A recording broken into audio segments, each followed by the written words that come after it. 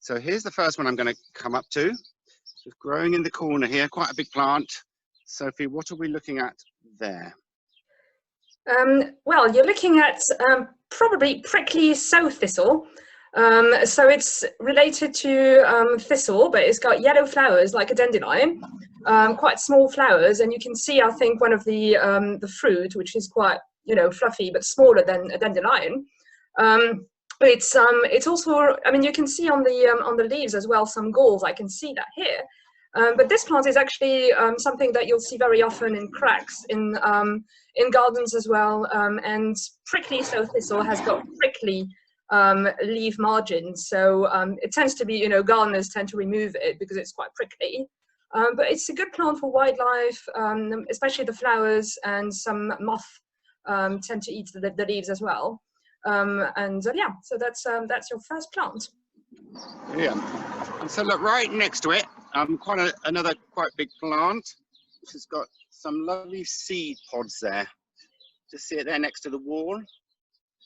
What are we looking at here?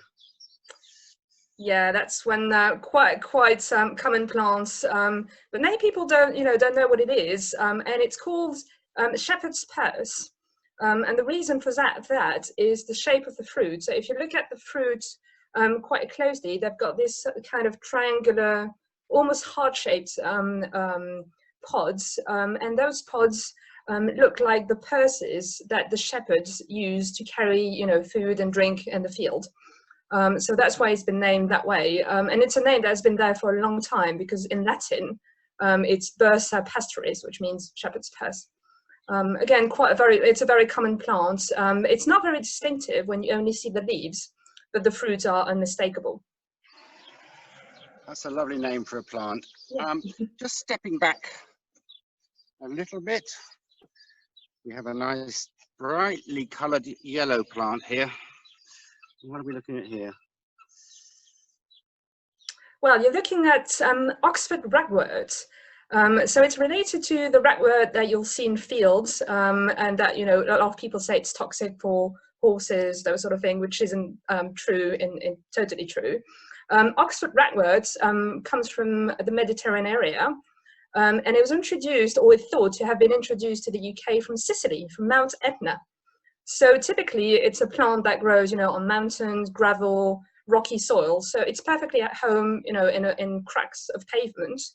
And it was imported, or it spread initially in the UK from Oxford, hence the name. And like ragwort, it's useful to caterpillars, moth caterpillars, and a couple of other, you know, butterflies and beetles as well. And it's quite a lovely plant. It's been spreading around the UK along railways because it likes, you know, all that sort of gravel soil. It spreads really well along railway tracks. So you might see it. It's especially good at the moment, so it's quite pretty, I think. That's a lovely plant. Here's another lovely plant, very common plant, you see everywhere. Just again growing right next to it. Let's go right onto one of the plants, one of the flowers there, and you can see the seed pod there as well. Yeah, lovely pink flowers. Though there are a couple of white forms as well. So that's Herb Robert. And it's a plant that is very common in gardens. Even if you only have a balcony, you may get some seed, you know, growing in your containers or your pots. It's a lovely plant from the geranium family, and it's got a very distinctive smell, which some people hate. They tend to put it straight away because they really hate the smell. But it's, you know, it's a personal opinion. It's an edible plant, medicinal. Though I wouldn't, you know, necessarily recommend you eat a plant from a pavement. But if you've got it growing in your garden, you may give it a try. You can use the flowers in salads, that sort of thing. It's quite a nice plant, and it's got a very distinctive fruit as well, like most plants from the geranium family. So that's 4 different species in an area of little more than a metre squared. I'm going to go back a little bit. We're not going to look at all the plants because there's so many of them. But here's quite a big plant. It's quite a big plant that's growing.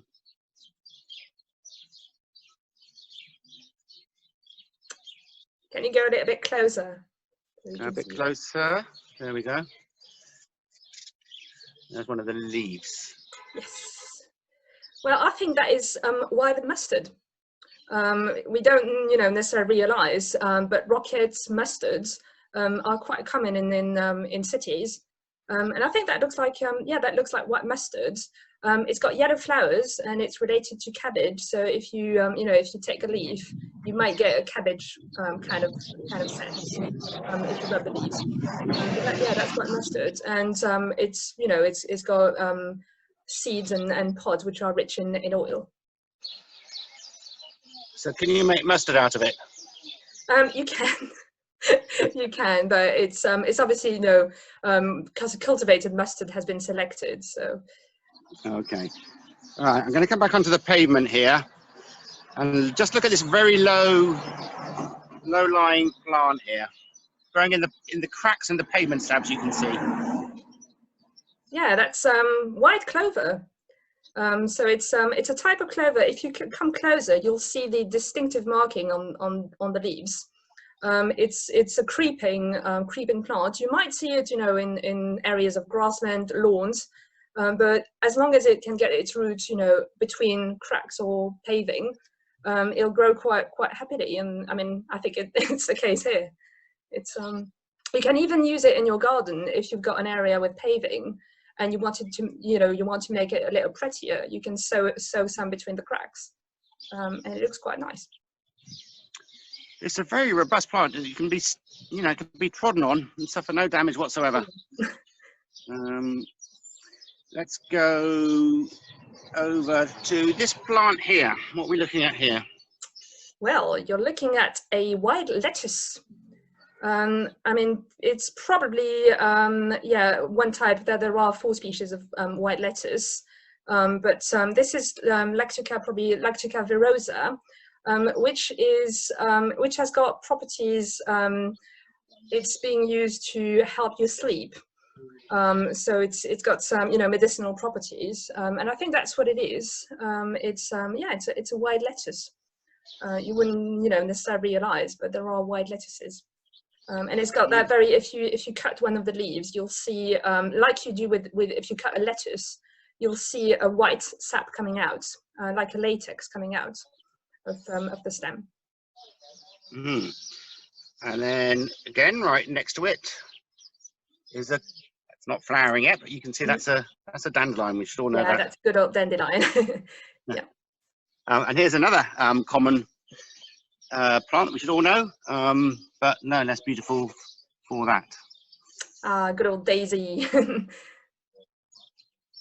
Okay. Many people don't realize, that daisies don't only grow in lawns, but they actually grow, between cracks, anything where they can get their roots in some substrate.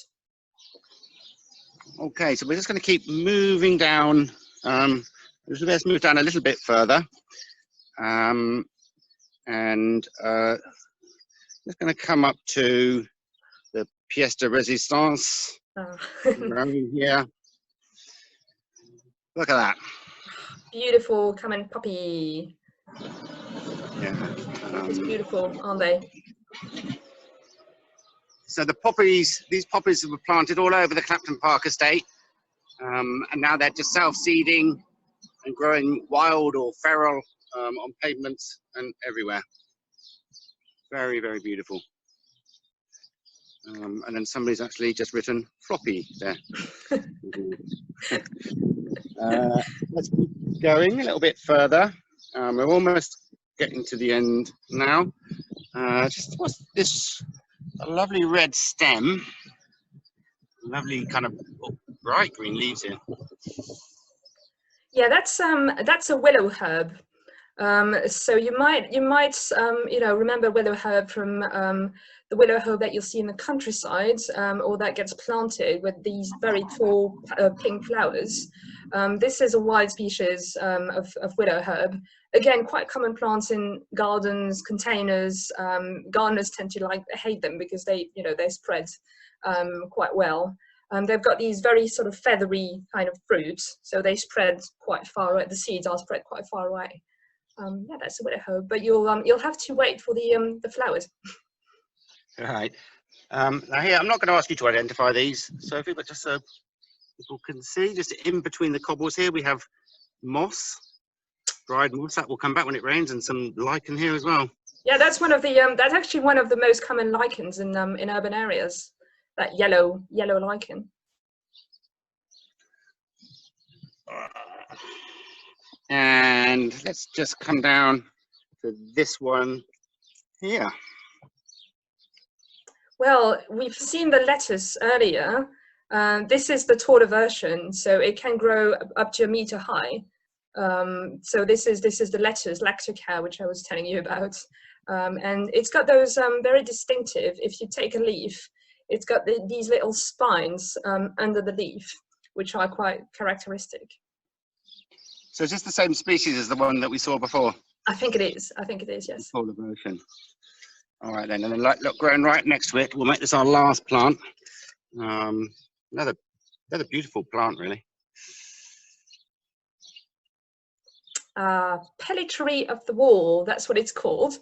And I think it lives up to its name because it's most of the time growing, you know, along walls, at the base of walls, sometimes in walls as well, you know, if you've got cracks in the masonry. That's you know, very, not particularly pretty plant, but it's very distinctive. It's been spreading around, you know, especially around the south of the UK, and it's a food plant for some moth and a couple of other pollinators as well. But it's a very distinctive plant, and if you look closely, you'll see some very tiny flowers on the stems.